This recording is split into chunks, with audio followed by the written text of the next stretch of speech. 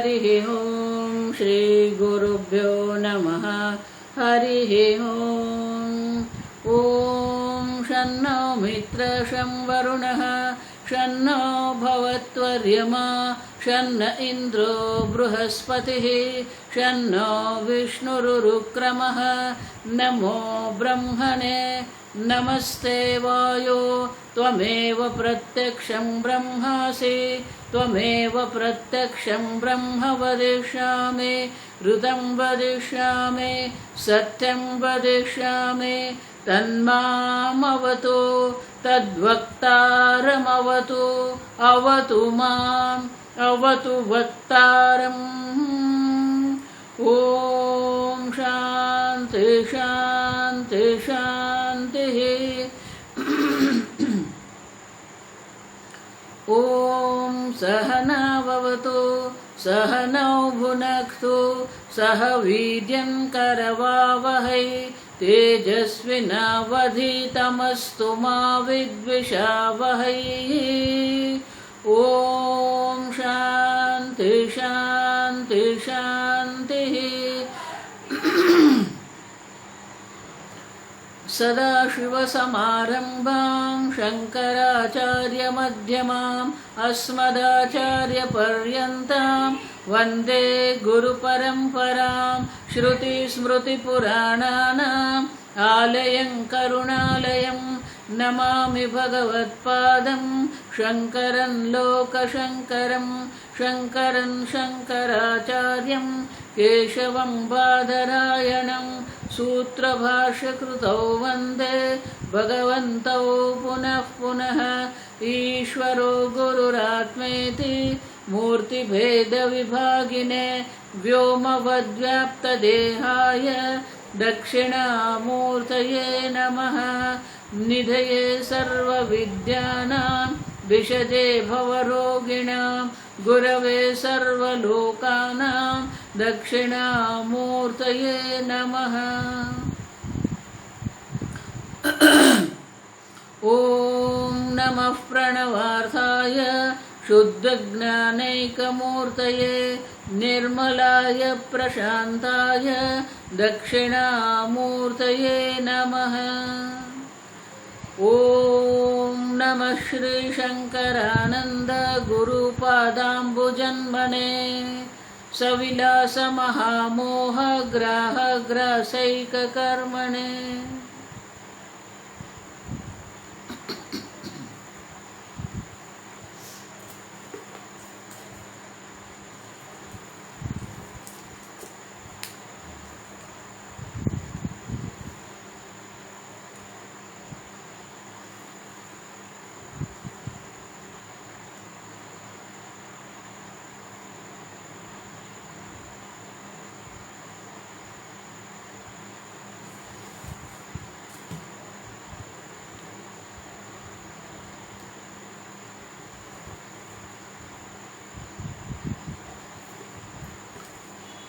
भारती तीर्थ मुनि श्रवण मनन निधिध्यासन के बाद भी अगर अपरोक्ष ज्ञान में हमारी स्थिति नहीं होती है तो उनके लिए ये ध्यान दीप प्रकरण है। शास्त्र में ही उत्तम अधिकारी है जिसे श्रवण मनन से ही ज्ञान हो जाता है, अपरोक्ष ज्ञान हो जाता है। अब बाकी जो सब है ये सर्वलोक जो है सर्व साधक जन है, वो मध्यम अधिकारी है या मंद मध्यम अधिकारी, और उनके लिए ये ध्यान आवश्यक है। तो कल हमने ध्यान की व्याख्या देखी, तो शंकराचार्य जी गीता के 12वें अध्याय में शब्द आता है उपासते, तो उनका उपासते उपासना शब्द का अर्थ क्या है वो भाष्य में शंकराचार्य जी दर्शाते हैं। तो पहले हम देखेंगे उपासनं नाम यथा शास्त्रम। अब उपासना में पहला शब्द क्या है? यथा शास्त्रम। अब शास्त्र से बाहर तो आपको जाना ही नहीं है, आप समझना। यथाशास्त्रम उपासस्य अर्थस्य विषयीकरणेन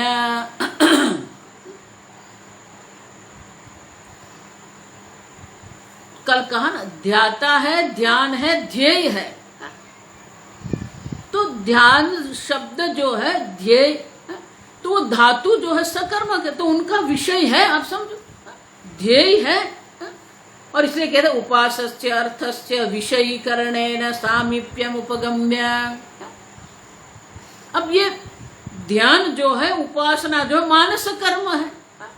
तो आप जब कहते हैं कि उपसामीप्य आसनम, समीप में बैठना, समीप में रहना, आप देखो, तो बोले कि ये तो मानस कर्म है, मानस कर्म में सामीप्य कैसे संभव है? हरिओम साम्य।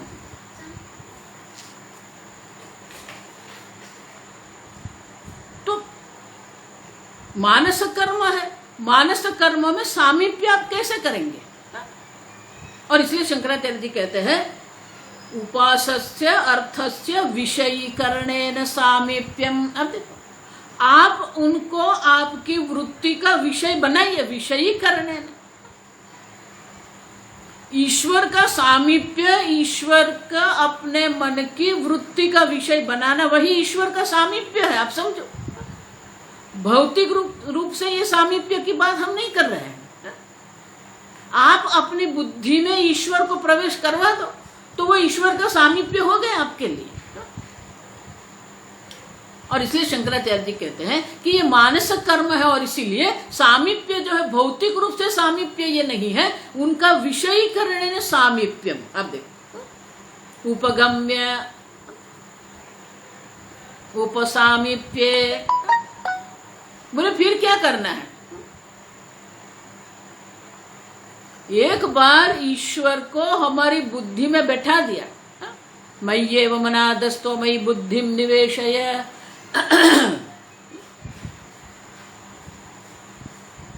बाद में क्या है? तैलधारावत समान प्रत्यय प्रवाहेण। कल देखा हमने तैलधारावत।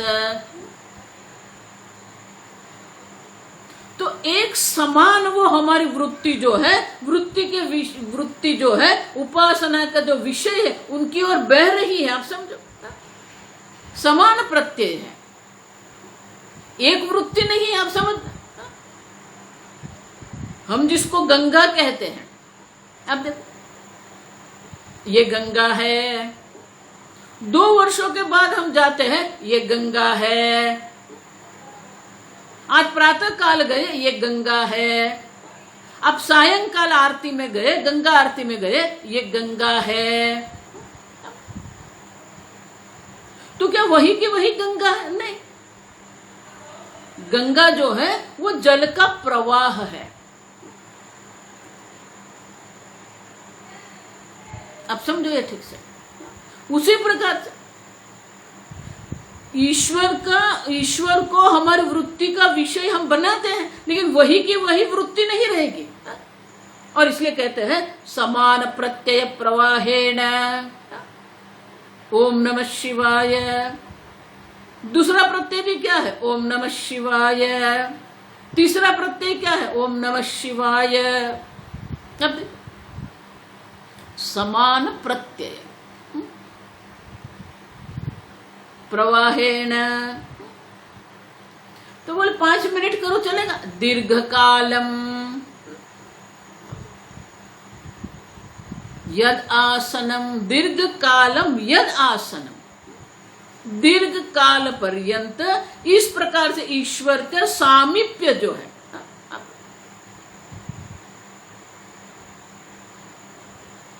उपासनम तत, ये उपासना है।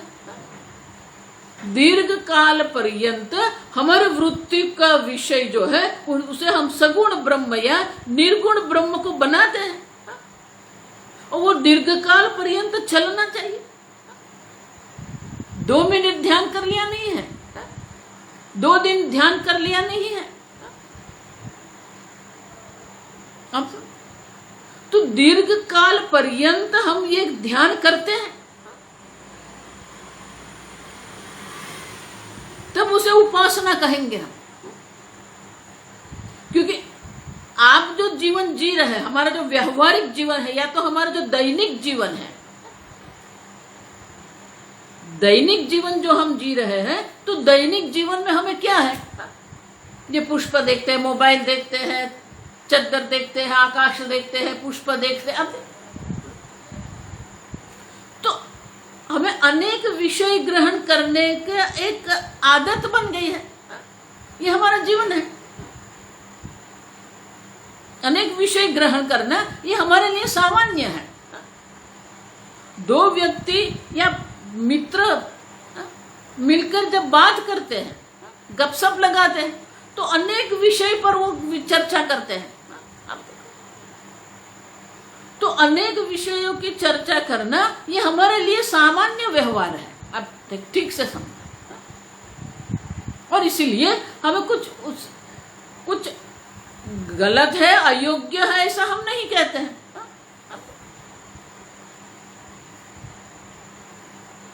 वो हमारा जीवन है।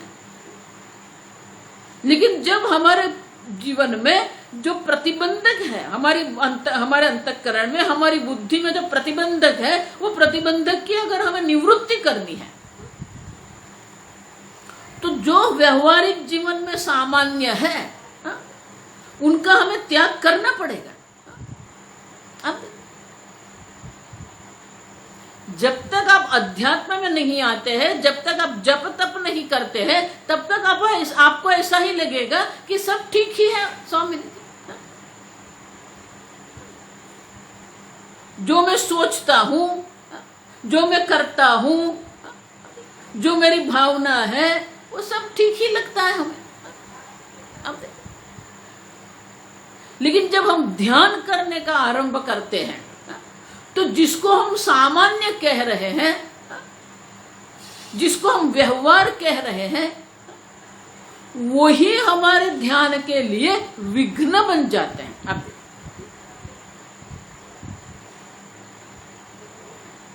देखो, ये भक्ति है, वेदांत शास्त्र श्रवण है, तो पति पत्नी आराम से दोनों साथ में रहते हैं, बच्चे भी हैं, बच्चों कॉलेज विद्यालय में जाते हैं, पढ़ते हैं, तो एक सामान्य हमारा जीवन होता है। लेकिन दोनों में से एक अगर वेदांत में आएगा या एक भक्ति युक्त जीवन जीने लगेगा, तो जिसको हम अनुकूल कहते थे, वही अनुकूलता हमारे लिए प्रतिकूलता बन जाती है। आप समझो, क्योंकि संसार का जो प्रवाह है वो हिमालय से गंगा सागर का है। सब लोग वही दिशा में, वही प्रवाह में बह रहे हैं, तो इसलिए सामान्य है। अब जब आपको गंगा सागर से हिमालय जाना है, संसार से विरुद्ध प्रवाह है, और इसीलिए जो हमारे जीवन में जिसको हम अनुकूल कहते थे, वही हमारे लिए प्रतिकूल हो जाता है। पति या पत्नी को वेदांत में रुचि है, लेकिन जो जीवन साथी है उसको तो कोई रुचि नहीं है वेदांत में, तो क्या करेंगे? तो वो जीवन साथी को ऐसा लगता है, ये 2 घंटा कहाँ जाते हैं, घर में बैठो आराम से।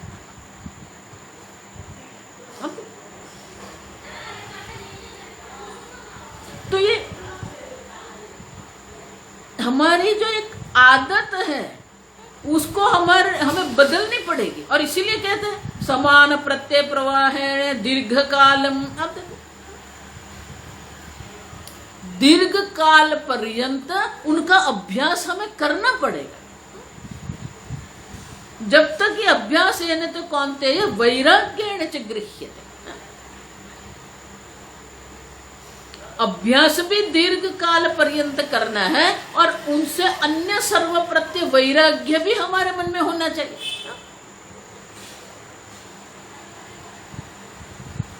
देखो हमारे शास्त्र में तो ऐसा कहते हैं, किसी भी विद्या में अगर आपको कौशल्य प्राप्त करना है तो 12 वर्षों चाहिए हमें। 12 वर्ष की तपश्चर्या करते हैं तो वो विषय हमारे लिए बहुत सहज बन जाता है। देखो इसलिए मैं कोई निंदा नहीं करती हूं। आजकल को जो ये लोग हैं ना, 4 दिन 5 दिन वो शिविर करेंगे, 2-4 महीने उनका अभ्यास करेंगे और वो मानने लगते हम तो ध्यान करने वाले हैं।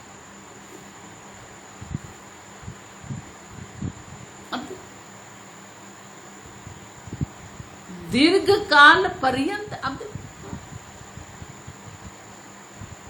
भगवान उनको अन्य प्रकार से कहते हैं, आत्मसंस्थम मन कृत्वा न किंचित अपि चिंतयेत्। एक बार आपका मन आत्मा में लग गया फिर अन्य किसी का भी चिंतन नहीं करना है। देखो समान प्रत्यय प्रवाह, लेकिन ये समान प्रत्यय प्रवाह करने के लिए ही हमें बहुत ही अभ्यास की आवश्यकता है, बहुत प्रयास की आवश्यकता है, क्योंकि अनेक विषय का चिंतन करना ये हमारा सामान्य जीवन है। तो हमारा जो लौकिक सामान्य जीवन है उससे ये हम कुछ अलग कर रहे हैं। तो जब अगर हमें करना है तो वो जप ओम नमः शिवाय, ओम नमः शिवाय। आप देखो तो एक दिन में आप पूरी माला नहीं करेंगे, आप समझो।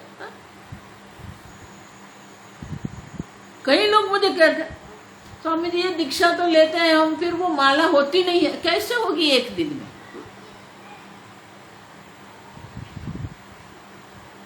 पहले आप करो, 11 करो, 21 करो, 24 करो, अब 27 करो। धीरे धीरे वो आगे बढ़ो। एक दिन में कुछ भी नहीं होता है। इसलिए श्लोक है शनै कंथा शनै पंथा। अब देखो कंथा माने कपड़ा, ये कपड़े को जब बुनते हैं ना तो उनको क्या करना पड़ेगा? बुनाई के लिए एक एक जो तंतु है वो ही लेना पड़ेगा। एक साथ 15 तंतु ले लिया ऐसा तो होता नहीं है। अब देखो हाँ, उनको एक एक लेने का जो प्रक्रिया जो है वो हम मशीनरी के द्वारा उनकी गति बढ़ा सकते हैं, आप समझो। लेकिन लेना पड़ेगा तो एक ही तंतु ना, एक बार। उसी प्रकार से अगर आप पैदल चल रहे हैं तो शनै पंथा मानी एक समय पर एक कदम ही आप आगे बढ़ेंगे, सीधा 10 कदम आप आगे नहीं बढ़ सकते। पंथा मानी मार्ग, आप मार्ग पर जा रहे हैं तो एक समय पर एक ही कदम आपका आगे बढ़ेगा। अगर आप गाड़ी में बैठ के जा रहे हैं तो गाड़ी की भी एक गति की मर्यादा रहेगी, आप समझो। शनै कंथा शनै पंथा शनै पर्वत लंघन। अगर पर्वत को चढ़ना है, पर्वतारोहण करना है तो दौड़ के हम नहीं कर सकते, शनै ही शनै ही। तो हमारे व्यवहारिक जीवन में भी हम देखते हैं कि अभ्यास की भी आवश्यकता है। किसी को स्विमिंग सीखना है, पानी में तैरना सीखना है तो एक दिन में हो जाएगा नहीं। प्रत्येक दिन उनको 1-1 घंटा 2-2 घंटा उनको प्रयत्न करना पड़ेगा। शनै कंथा शनै पंथा शनै पर्वत लंघन शनै मुक्ति ही शनै विद्या। अब अगर विद्या आपको प्राप्त करनी है तो वो भी एक एक करके ही करना पड़ेगा।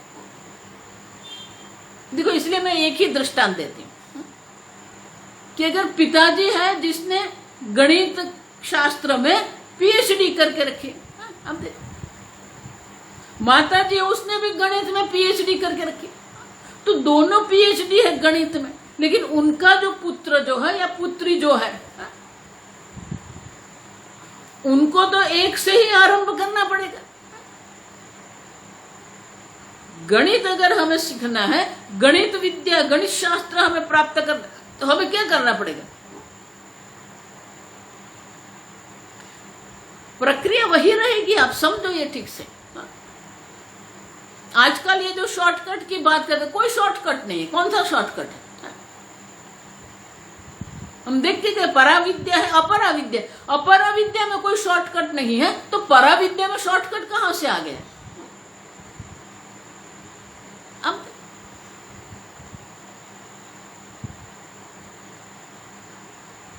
आपको रसायन शास्त्र पढ़ना है या जीव शास्त्र पढ़ना है या भौगोलिक शास्त्र पढ़ना है, कुछ भी है, लेकिन उनका एक क्रम है, वो क्रम से ही चलना पड़ेगा। उसका जो पाठ्यक्रम है,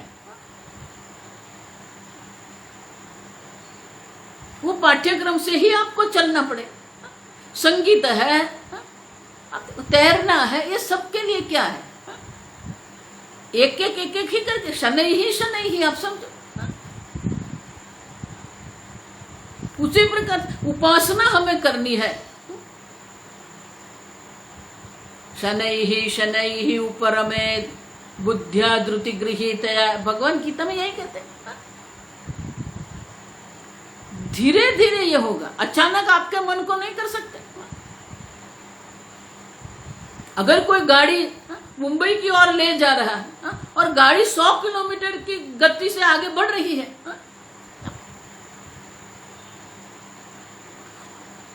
और अब देखो 100 किलोमीटर की गति से गाड़ी बढ़ रही है आगे,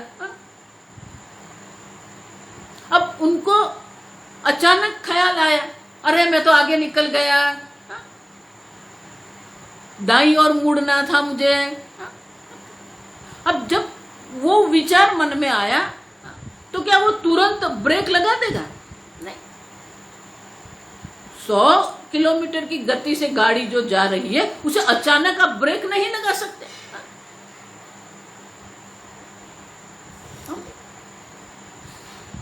गाड़ी को पहले धीरे करनी पड़ेगी, फिर ब्रेक लगाएंगे, फिर दिशा बदलेंगे हम। उसी प्रकार से संसार की ओर हमारा वृत्ति का प्रवाह जा रहा है, और जन्म जन्मांतर से हमें ये आदत बन गई है। विषय वासना बनके विषय वासना हमारे मन में बनके पड़ी हुई है। अब अचानक कहेंगे नहीं, हम तो ईश्वर की उपासना करेंगे, करो।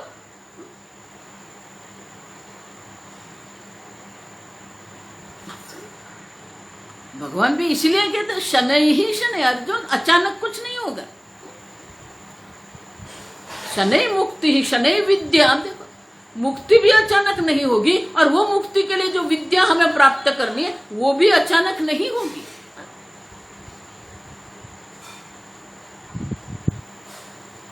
आप समझो ठीक से। और इसीलिए ये जो व्याख्या दीर्घ काल पर्यंत जब हम कहते हैं, तो वो दीर्घ काल पर्यंत मान के पहले तो हमें समान वृत्ति प्रत्यय, जो समान प्रत्यय प्रवाह है, वो पहले हमें बनाना है हमारे मन में। एक ही विषय का हमें दीर्घ काल पर्यंत चिंतन करना है। पहले 5 मिनट करो, 10 मिनट करो, आधा घंटा करो। मन को ये एक विषय में रहने की आदत बनानी पड़ेगी, क्योंकि मन को अनेक विषय में भटकने की आदत है। अर्जुन वही कहता है ना, योयम योगस्त्वया प्रोक्त साम्येन मधुसूदन तस्याह। अब क्यों? चंचलम हि मन कृष्ण प्रमाथि बलवद्रढ़ तस्याहम निग्रहम मन्ये। अब वायो हो इव सुदुष्करम, दुष्करम नहीं सुदुष्करम। अब देखो, क्योंकि अनात्मा का चिंतन करना, जड़ का चिंतन करना, स्थूल का चिंतन करना, ये हमारा स्वभाव बन गया है। अब जो सूक्ष्म है, जो चेतन है, उनका चिंतन हमें करना है। तो अचानक ब्रेक नहीं कर सकते हम, धीरे धीरे हमें आगे बढ़ना पड़ेगा। और इसीलिए शनै ही आप समझो।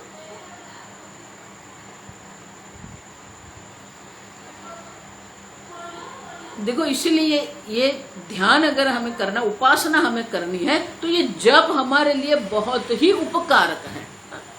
जप से ही हमें ईश्वर का अनुग्रह भी प्राप्त होगा और जप से हमारे मन को एक ही विषय में बैठने की आदत बनेगी, अभ्यास होगा उनको। अब समझ, जप करेंगे तो मंत्र वही का वही रहेगा। ओम नमः शिवाय तो वो प्रत्यय बना, ओम नमः शिवाय दूसरा प्रत्यय भी वही है, तीसरा प्रत्यय भी वही है। आप देखो,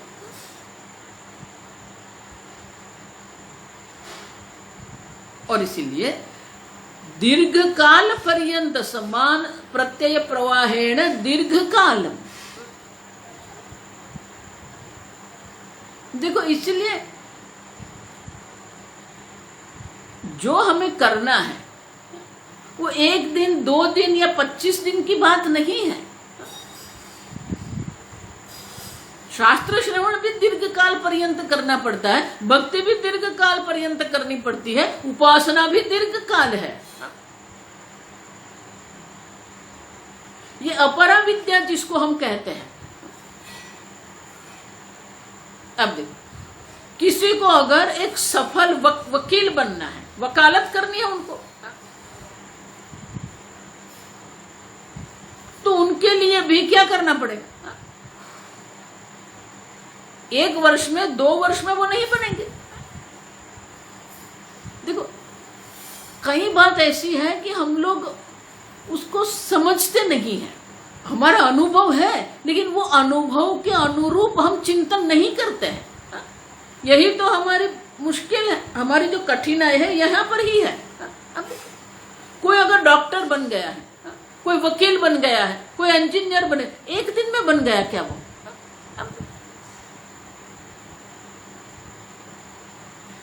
हम बोलते भी ऐसे हैं, वो इंजीनियरिंग कर रहा है, 5 साल में इंजीनियर बन जाएगा। अब देखो ये वाक्य देखो, क्या वो 5 वर्षों में वो इंजीनियर बन जाएगा? नहीं, वो 5 वर्ष के पहले 12 वर्ष है, आप समझो, और वो 12 वर्ष के पहले 3 वर्ष है, किंडरगार्टन, जूनियर, सीनियर, केजी। आप देखो, फिर 1 से 12 तो 15 साल तो वहीं चले गए। 15 साल के ये अभ्यास के बाद, ये अध्ययन के बाद फिर 5 साल है। अब देखो, तो कोई 5 वर्ष में इंजीनियर नहीं बना हुआ है, उनको 20 वर्ष लगते हैं। तो एक इंजीनियरिंग करने या एक वकील बनना या एक डॉक्टर बनने के लिए हमें 20 वर्ष की आवश्यकता है, लेकिन ब्रह्म ज्ञान हमें तुरंत चाहिए, इंस्टेंट।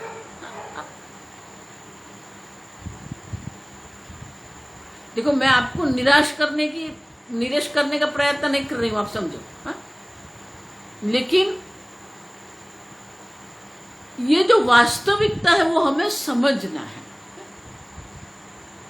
कोई भी कुशलता या सामर्थ्य 1 दिन में नहीं होता, नित्य निरंतर सतत। आप देखो ये शब्द जो है ना, नित्य निरंतर सतत एवं सतत युक्ता नाम। आप देखो सतत युक्ता नाम, जागते सोते उठते बैठते खाते पीते, ये ईश्वर के साथ हमारा सानिध्य अनुसंधान रहना चाहिए। एवं सतत युक्तानां भजतां मां प्रीति पूर्वकम। आप देखो इस प्रकार से सतत मेरे साथ युक्त रहकर वो मेरा भजन कर रहा है। तो अगर ईश्वर का अनुसंधान करना है, ईश्वर का हमें चिंतन करना है, तो ये जगत का जो चिंतन है उनका त्याग करना पड़ेगा।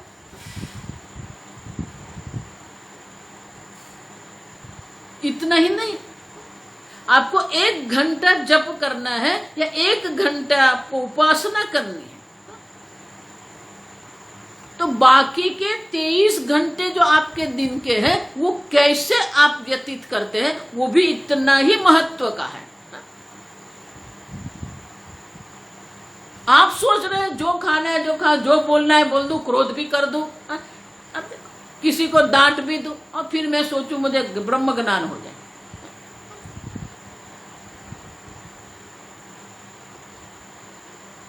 आजकल जो जीवन है ना वो स्वच्छंद जीवन हम जी रहे हैं। शास्त्रोक्त जीवन कहाँ है हमारा? हम लोग सन्यासी लोग भी क्या शास्त्र जीवन, शास्त्रोक्त जीवन है क्या हमारा?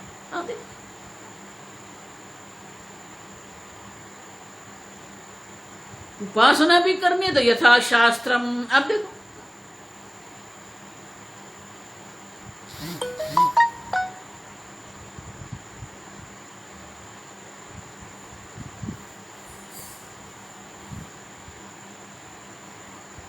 तो शास्त्र अनुसार हमारा चिंतन होना चाहिए,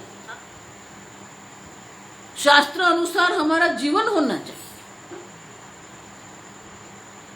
बाकी के 23 घंटे आप क्या करते हो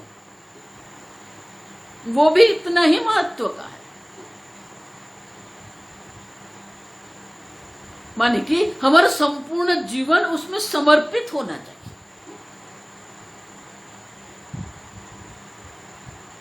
उठते बैठते एवं सतत युक्ता, जो सातत्य जो है ना, जो नैरंतर्य, जो हमारा जीवन बनना चाहिए, तभी ये उपासना हो सकती। देखो इसीलिए ये उपासना जो है ना, वो जो वानप्रस्थ जो है सन्यासी है उनके लिए है। गृहस्थ को तो पूजा करना, पाठ करना, पारायण करना, जप करना, ठीक है, बस वही है। क्योंकि अगर हम ऐसे एक सामान्य जीवन जिस प्रकार से आज हम जी रहे हैं वो जीवन हम जीते जीते ये उपासना करेंगे, असंभव है। और अगर उनको संभव बनाना भी है तो उनके लिए पहले तो शास्त्रोक्त जीवन हमारा होना चाहिए। सत्यम वद धर्मम चर,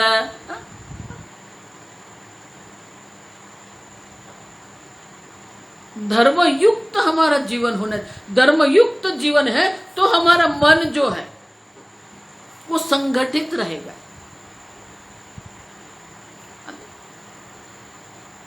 अगर धर्मयुक्त जीवन नहीं है तो आपकी बुद्धि और आपके मन के बीच में ही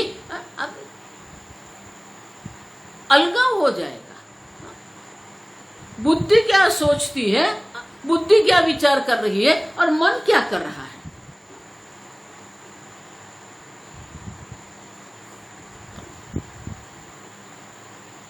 और इसलिए भगवान कहते हैं युक्ताहार विहारस्य युक्त चेष्टस्य कर्मसु युक्त स्वप्नावबोधस्य योगो भवति दुःखः।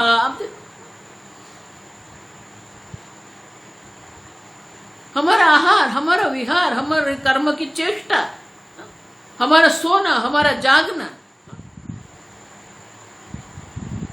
ये सब युक्त होना चाहिए, प्रमाणसर होना चाहिए। तब ये ध्यान जिसको हम कहते हैं, ये ध्यान योग जो है वो हमारे लिए संभव बनेगा।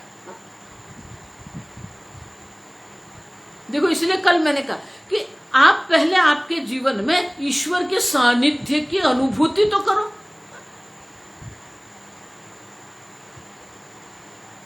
जिस प्रकार से एक बालक जो होता है वो अपने माँ का सानिध्य जो है वो खेलता रहता है, दौड़ता रहता है।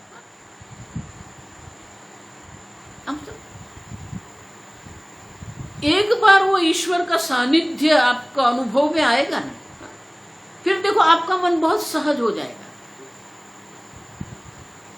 मन में कोई असुरक्षा नहीं रहेगी, मन में कोई अपेक्षा नहीं रहेगी, मन में कोई फरियाद नहीं रहेगी।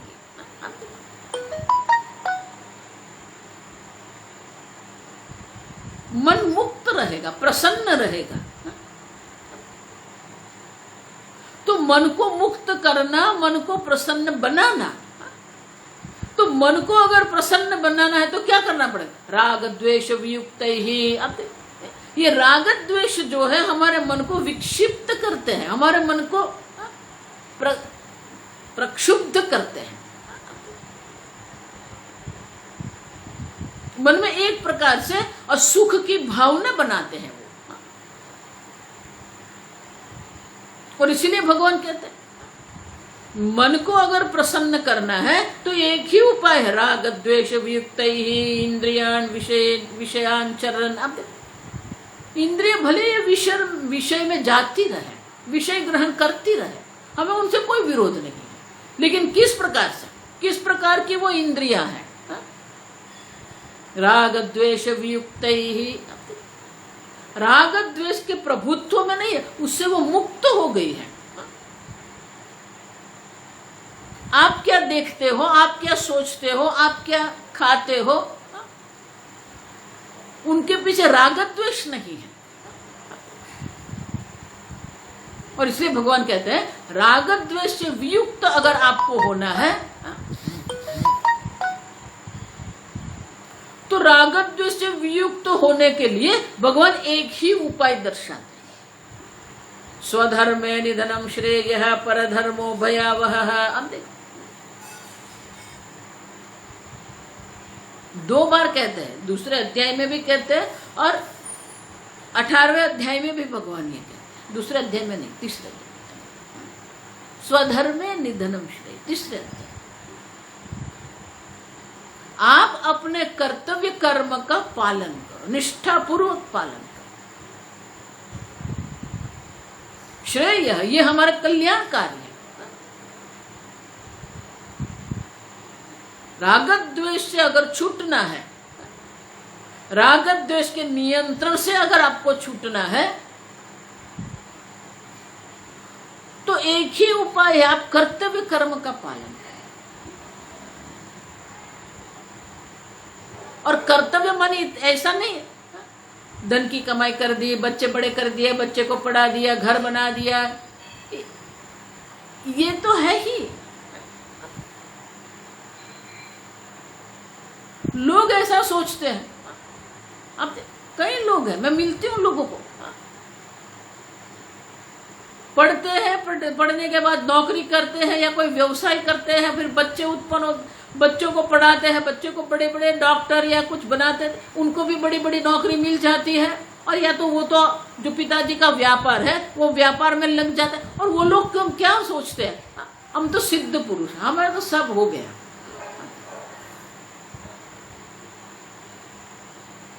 यही मात्र कर्तव्य नहीं है, आप समझो।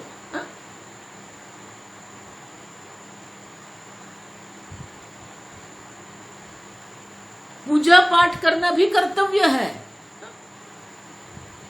भगवान कहते हैं तैर्दत्तान प्रदानेभ्यः यो भुंक्तेस्तेन एव सः। देवताओं के अनुग्रह से ही हमारा जीवन है। सूर्य, चंद्र, अग्नि, वायु, तो वो देवताओं जिसके कारण हमारा जीवन संभव है, उनके प्रति भी हमारा कर्तव्य है। भूत यज्ञ, अनेक प्रकार के जो प्राणी हैं, पशु पक्षी है, ऐसा मत मानना कि आपके जीवन जीने के लिए इन लोगों की हम आवश्यकता नहीं है।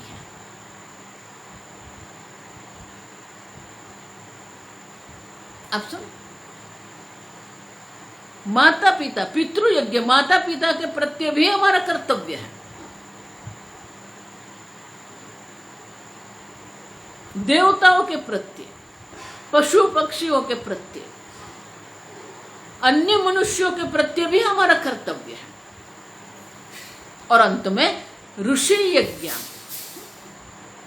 ये जो हमारा शास्त्र है, परंपरा है, वो परंपरा का संचालन हमें करना पड़ेगा। हमको भी ये शास्त्र अध्ययन करना है। तो शास्त्र अध्ययन भी कर्तव्य है, पूजा पाठ भी कर्तव्य है, माता पिता की सेवा करना भी कर्तव्य है। मात्र 2 बेटे उत्पन्न कर दिया और उसको डॉक्टर बना दिया और वो भी बड़े बड़े हॉस्पिटल में लग गए। लोग यही सोचते, उसी से संतोष मानते हैं लोग। कई लोग मुझे आके कहते हैं, इसी से संतोष मान के बैठ गए, उसी को कर्तव्य मान के बैठ गए। लेकिन ये भी हमारा कर्तव्य है। और कई परिवार में तो क्या, जो बहन जी अम्मा होती है वो अम्मा पूजा पाठ करती है और बाकी के लोग ऐसा मानते, वो तो अम्मा ने पूजा पाठ कर दिया, हमने तो प्रसाद ग्रहण कर लिया, बात हो गई। नहीं, आपको भी जप करना है, आपको भी पूजा करना है।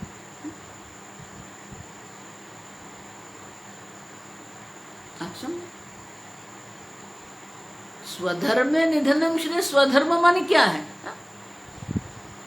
ये सब आएगा स्वधर्म। धन की शुद्धि जो है वो दान से होती है।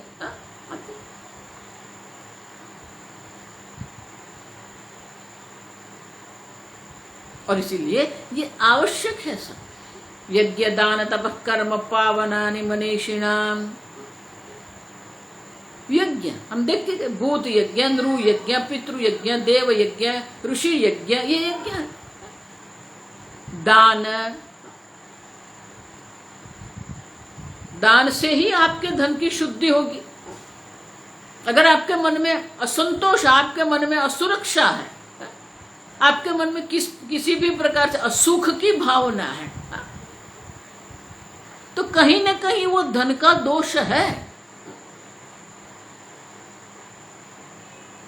दान के द्वारा धन की शुद्धि करनी पड़ती है। आप सोचते हो मैंने प्रयत्न किया और मुझे मिल गया। तपह, जो भोग कर रहे हैं वो भोग में भी कितनी शुद्धि है, हमें किसी भी प्रकार से कोई ज्ञान नहीं है। भोग की शुद्धि तपश्चर्या से होती है, धन की शुद्धि दान से होती है। और हमारा जीवन जो है यज्ञमय जीवन हमारा होना चाहिए। अब सब तो सीधे सीधे कोई उपासना, कोई ज्ञान, कोई ध्यान नहीं है। आजकल ये योग की लोग बात करते हैं। योग की दृष्टि से भी अगर हम देखते हैं तो योग की दृष्टि से भी ध्यान जो है वो तो 7वां सोपान है ना। अष्टांग योग कहते हैं, उसमें 7वां जो है वो सप्त अंग है। वो तो यम, नियम, आसन, प्राणायाम, लोग सीधे आसन से आरंभ कर लेते। सत्य, हिंसा, ब्रह्मचर्य, अस्तेय, परिग्रह, यम है, नियम है। शौच, तपः, संतोष, ईश्वर प्रणिधानम। यम माने कि ये जगत में हमारा व्यवहार जो है ना वो धर्मनिष्ठ होना चाहिए। सत्य, अहिंसा, ब्रह्मचर्य। उसी प्रकार हमारा व्यक्तिगत जीवन भी कैसा होना? संतोष, शौच, तपः, ईश्वर प्रणिधानम, स्वाध्याय। तो यम और नियम, इसके द्वारा ही हमारे व्यवहार की शुद्धि होती है। यमराजा भी कठोपनिषद में कहते हैं किसको ये ब्रह्म ज्ञान होगा? सदा शुचि ही। आप देखो, सदा सर्वदा हमारा कर्म, हमारा आहार, हमारे विचार, हमारे कर्म, सर्वों में शुद्धि होनी चाहिए। सदा शुचि ही। आहार शुद्धि होनी चाहिए, कर्म शुद्धि होनी चाहिए, भाव शुद्धि होनी चाहिए, विचार शुद्धि होनी चाहिए। माने कि हमारा व्यक्तित्व का ऐसा हम निर्माण करें कि हम ये उपासना कर सके। समान प्रत्यय प्रवाह दीर्घ काल, नहीं तो फिर ये उपासना हम ध्यान दीप हम पढ़ेंगे, उनका अध्ययन करेंगे, लेकिन वो एक पेपर पर रह जाएगा, ये आप समझो। वो आपके जीवन का अंग बनना चाहिए, और जीवन का अंग अगर बनाना है तो ये सब आवश्यक है। आप क्या बोलते हो, क्या ही नहीं कैसे बोलते, आपका भाव, टोन कहते हैं अंग्रेजी में। आपका बोलने का भाव क्या है। एक ही वाक्य होता है लेकिन आपके भाव से अलग अलग बन जाता है। यहां आओ, यहां आओ, यहां आओ, आपका टोन क्या, आप क्योंकि आपके भाव से ही आप हिंसा कर सकते हो।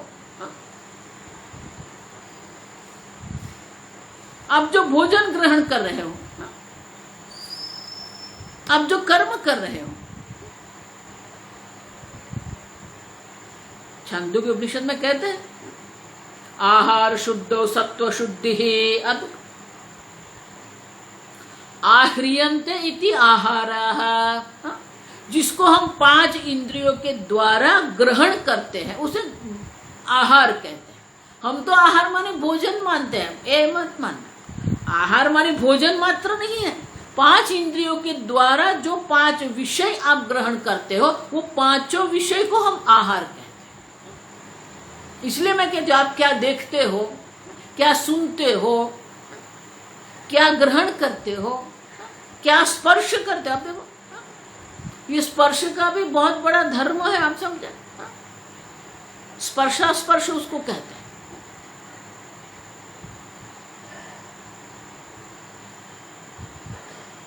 जब तक मंथरा ने कैकेयी का स्पर्श नहीं किया था ना, तब तक कैकेयी तो राम के पक्ष में ही थी। राम का ही अभिषेक, राज्याभिषेक होना चाहिए। आप देखो,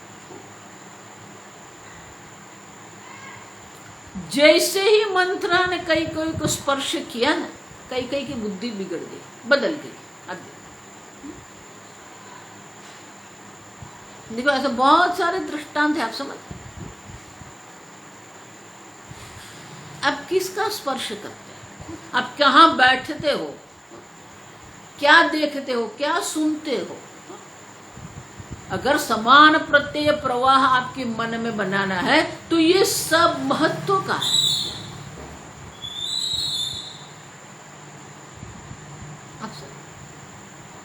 शास्त्रोक्त जीवन है कि नहीं हमारा, ईश्वर परायण जीवन है कि नहीं हमारा, ईश्वर के सानिध्य की अनुभूति है कि नहीं हमारे जीवन।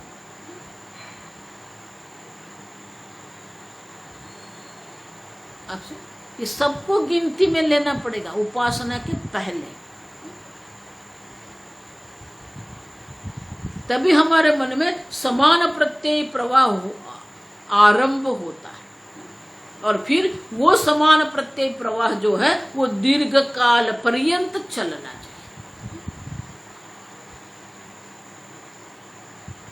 आप समझ। युक्त स्वप्नावबोध से आप कितना सोते हो, आप कितना जागते हो। देखो, भगवान ने कोई एक नाप नहीं दर्शाया कि 2 रोटी खाना है, 10 इडली खाना है, 6 घंटा सोना है, कुछ नहीं दर्शाया, क्योंकि हर एक व्यक्ति का वो अलग अलग होता है। एक व्यक्ति 5 रोटी खाएगी, दूसरी व्यक्ति 2 रोटी खाएगी, अलग अलग। एक की निद्रा 6 घंटे की होती है, दूसरे की निद्रा 8 घंटे की भी हो सकती है। इनका अर्थ यह नहीं कि जो 8 घंटे सो रहा है वो तामसिक और 6 घंटे जो सो रहा है वो सात्विक, ऐसा नहीं है, आप समझो। सबके अपना अपना व्यक्तित्व है, सबका अपना अपना मन है, उनके आधार पर ये निश्चय होता है। इसलिए भगवान कोई नाप नहीं देते। युक्त कहते, युक्त माने प्रमाण। सर, आपके लिए क्या प्रमाण है?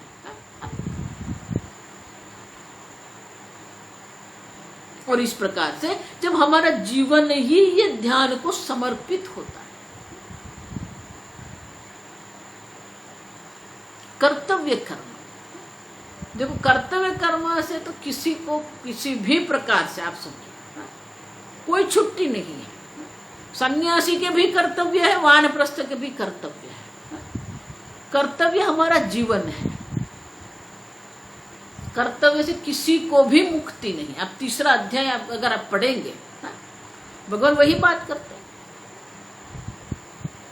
कर्तव्य कर्म से किसी को मुक्ति नहीं, भगवान स्वयं को भी मुक्ति नहीं है। भगवान भले सुवर्ण नगरी द्वारिका के राजा थे, द्वारकाधीश थे, फिर भी उनके यहां जब ऋषि मुनि जाते थे तो भगवान पाद प्रक्षालन करते थे। भले वो द्वारकाधीश है, लेकिन ऋषि मुनि का पाद प्रक्षालन करना, प्रणाम करना, उनको भोजन देना।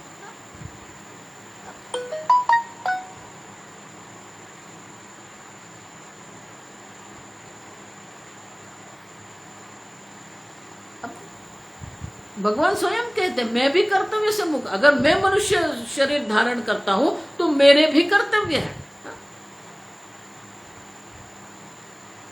आप समझो, और इसीलिए मैं कहती हूं राग द्वेष पर अगर आपको प्रभुत्व प्राप्त करना है, आपको मन को अगर प्रसन्न करना है, स्वधर्म में निधनम श्रेय,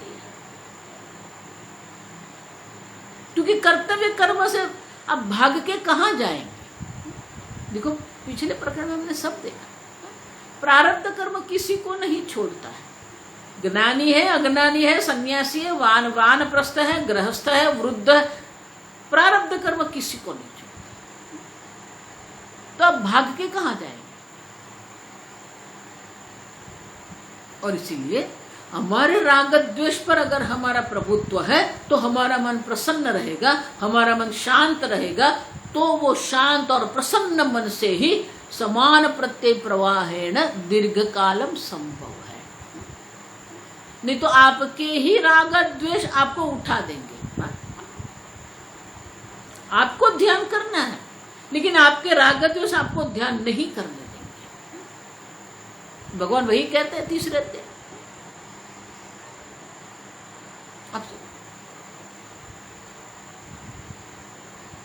जो रस है, जो विषय के प्रति हमारे मन में रस बुद्धि जो है, सुख बुद्धि जो है,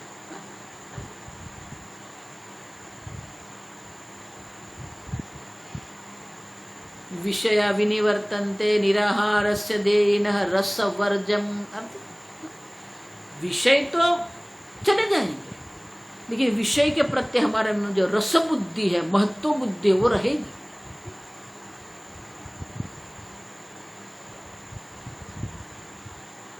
इंद्रियाणि संयमयास्ते, इंद्रियों पर संयम करके वो बैठ गया है। लेकिन अब अगर राग द्वेष पर संयम नहीं तो क्या होगा। इंद्रियाणि संयमयास्ते मनसा स्मरन् इंद्रियार्थान विमूढ़ात्मा। आप देखो, इंद्रियों के विषय में जिसका मन मोहित हो गया है, वो ईश्वर चिंतन नहीं करेगा, विषय चिंतन करेगा।